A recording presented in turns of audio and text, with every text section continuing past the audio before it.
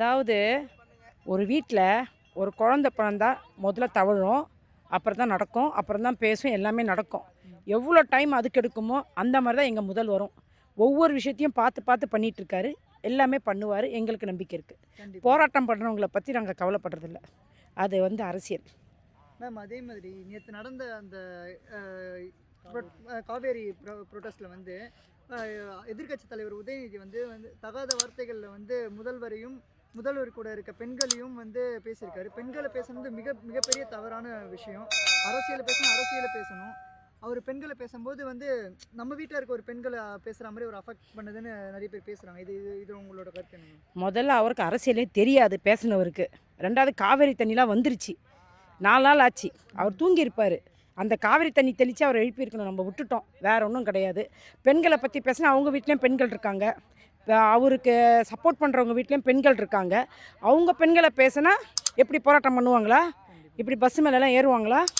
அதெல்லாம் அவங்க அதை யோசிச்சுக்கிட்டோம். இன்னைக்கு அரெஸ்ட் பண்ணியிருக்காங்க. இது பண்ணது ரைட் வேவா? இவருக்கு என்ன பனிஷ் பண்ணணும்? நெக்ஸ்ட் இந்த மாதிரி நெக்ஸ்ட் வர ஜெனரேஷன் இந்த மாதிரி பேசக்கூடாது. அதாவது நீதிபதி சொன்ன கருத்தை வச்சு நான் சொல்கிறேன். காவல்துறைக்கு ஒத்துழைப்பு கொடுக்க சொல்லியிருக்காங்க. அவர் ஒத்துழைப்பை கொடுத்து அவர் பேசுறது தப்பா ரைட்டான்னு அவருக்கு தெரிஞ்சால் போகிறோம். இன்னொரு வாட்டி இந்த மாதிரி தவறான கருத்துக்களை அவர் சொல்லாமல் இருக்கணும்னு நான் அவருக்கு தெரிவிச்சுக்கிறேன். அவ்வளோதான். மேம், அதே மாதிரி நெக்ஸ்ட் வரப்போகிற உள்ளாட்சி தேர்தலில் விஜயோட ஓட்டை பிரிச்சிடணும், இன்னொரு ஆக்டர் கொண்டு வரணும் சொல்லி தனுஷ் கொண்டு வர போகிறோம் சொல்லி ஒரு ஒரு கான்ட்ரவர்சி. அது ஒரு மாயப்பா. இப்போது நம்ம கண்ணுக்கு ஒரு பலூன் தெரியும், அந்த நீர்க்குமிழி மாதிரி இருக்கும். இன்னமும் வர மாதிரி இருக்கும், கிட்ட போக ஒன்றுமே இருக்காது. அந்த மாதிரி தான் இதெல்லாம். பூனை போகுது, புளியை பார்த்துருது, ஒரு சூடு போட்டுக்கணும் வச்சா யாருக்கு நஷ்டம்? புளிக்கா பூனைக்கா? பூனைக்கு தான். அவ்வளோதான், முடிஞ்சு போச்சு, சிம்பிள். வேற மேம், அதே மாதிரி ஜனநாயகன் படம் வந்தப்போ என்ன ஒரு நீட்டு தேர்வை நீட்டு வச்சுக்கிட்டு இவங்க ஜனநாயகன் படத்தை ரிலீஸ் பண்ணி ஜாலியாக விளையாடிட்டு இருக்காங்க. அதோட கருத்தை நிறைய பேர் சொல்லியிருப்பாங்க.